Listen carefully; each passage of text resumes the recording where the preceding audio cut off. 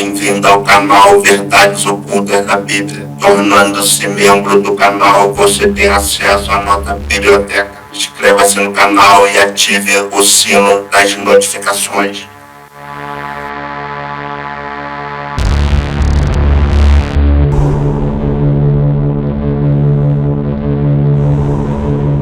Faça a sua assinatura e torne-se membro do canal. Tornando-se membro do canal, você terá acesso à minha biblioteca pessoal. Você terá acesso a um acervo com muitos livros raros, falando sobre Antigo Testamento, Novo Testamento, essênios, filosofia, ciência da religião, história do judaísmo primitivo, zoroastrismo, arqueologia, entre outros temas. Fazendo o plano de assinatura ilustre da ordem, você ganha acesso antecipado a estudos e vídeos. No plano de assinatura Grão-Mestre, você conversará comigo todos os dias sobre a minha metodologia de estudos e o que eu estou lendo diariamente, tendo a oportunidade de aprender diretamente comigo e receber todos os ensinos em primeira mão.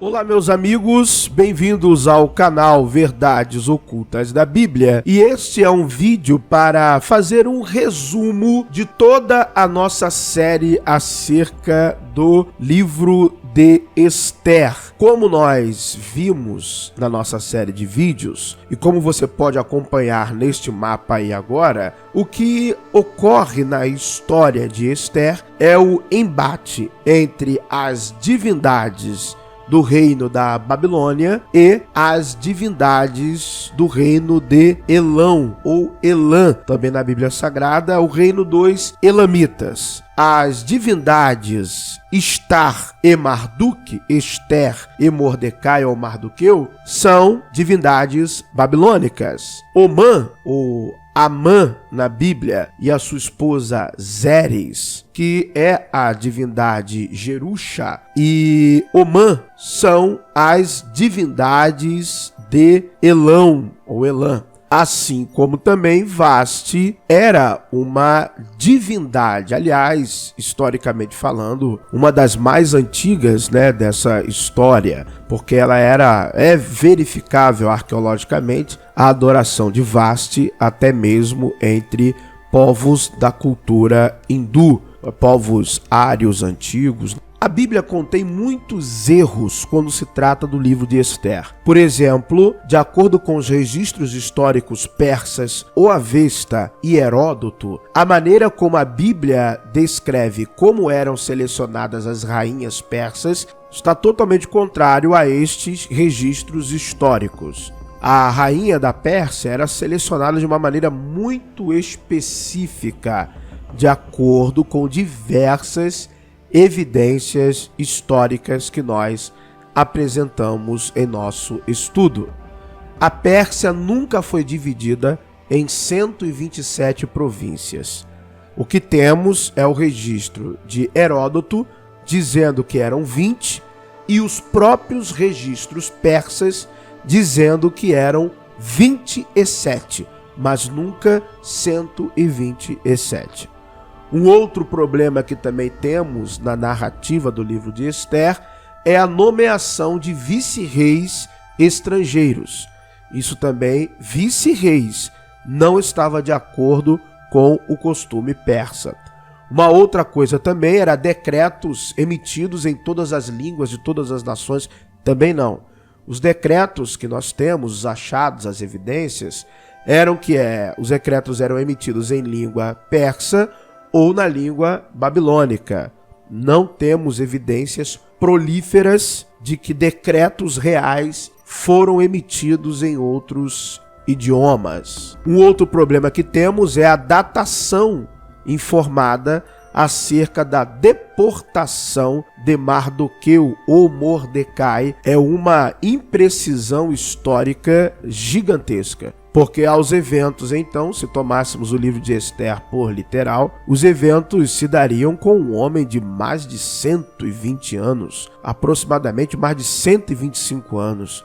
E dificilmente um homem tão velho seria eleito ou escolhido pelo rei para ser um vice-rei de todo o Império Persa, ou seja, total imprecisão, total fato fictício. Sabemos, através dos registros históricos e arqueológicos, que o reino de Elão foi um grande rival do reino de Babilônia. Por isso que o embate entre as divindades de Elão e as divindades de Babilônia. O que nós também verificamos através dos registros históricos é saber o porquê então que um monarca persa ele é colocado acima de todas as divindades. Pelos registros históricos nós sabemos que a Babilônia se rebeliou contra a Pérsia mais de uma vez e que Xerxes, quando ele foi lidar com essa rebelião, ele a estancou e ele foi muito duro com a cidade de Babilônia. Claro, é o imperador. Uma das coisas que ele fez foi capturar a estátua do deus Marduk e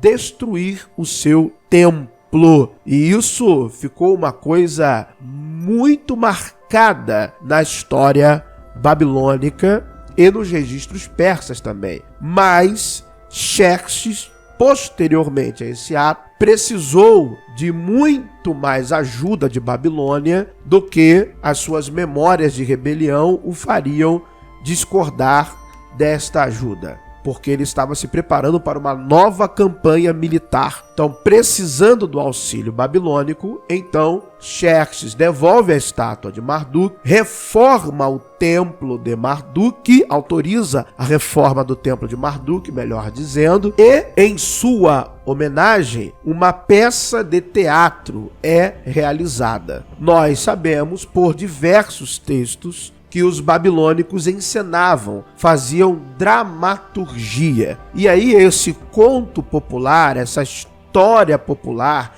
que já era conhecida principalmente no festival de Purim, ou na festa Pur babilônica, aonde um inimigo era enforcado, e pasmem, o nome do enforcado nos textos e na cultura babilônica era o Omã, ou Amã, o deus de Elão. Então a peça ela é redigida, reescrita, reformulada para colocar o destaque já não mais na figura do deus Marduk, mas na figura do rei Xerxes. Um dos nomes que eram dados a Xerxes também era Assuero ou Ahasuerus, que nada mais é do que um título do rei persa, que significa rei de todos os homens. Então esse termo é um título, não foi aplicado somente a Xerxes, mas foi aplicado a outros monarcas também.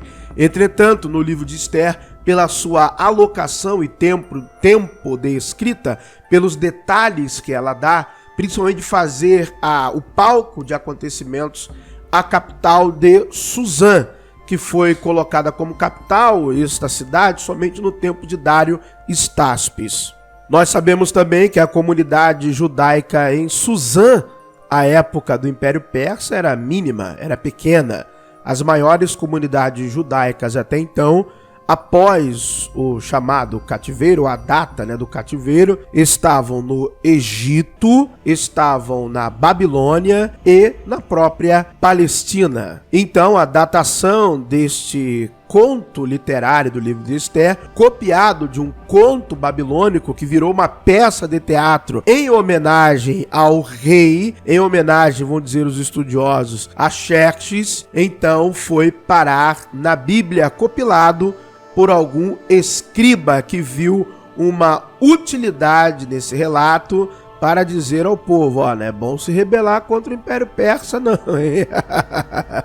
Nós temos já uma história, quem se rebelou contra os persas não deu certo e nenhum outro deus é maior do que o deus persa, que é personificado em Assuero, o rei de todos os homens, o rei do mundo, o sumus Deus, ok? Que nós sabemos bem que o deus da dinastia Aquemênida era Ahura Mazda. Os persas não proibiam os outros povos, necessariamente, de adorar suas próprias divindades. Os persas eram bem diplomáticos em relação a esta questão, mas nenhum deus estava acima do seu Deus. Inclusive, Ciro tem uma característica interessante, que ele recebe o título de vários deuses. No Egito, disseram que Ciro era a encarnação de Horus. Em Babilônia, Ciro foi chamado de o pastor de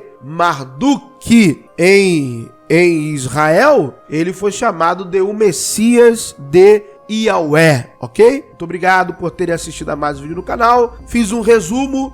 Claro, tem muito mais temas e assuntos no estudo completo. Acompanhe, há uma playlist Esther, assista lá. Muito obrigado por tudo. Deus abençoe a todos. O verdadeiro Deus abençoe a todos.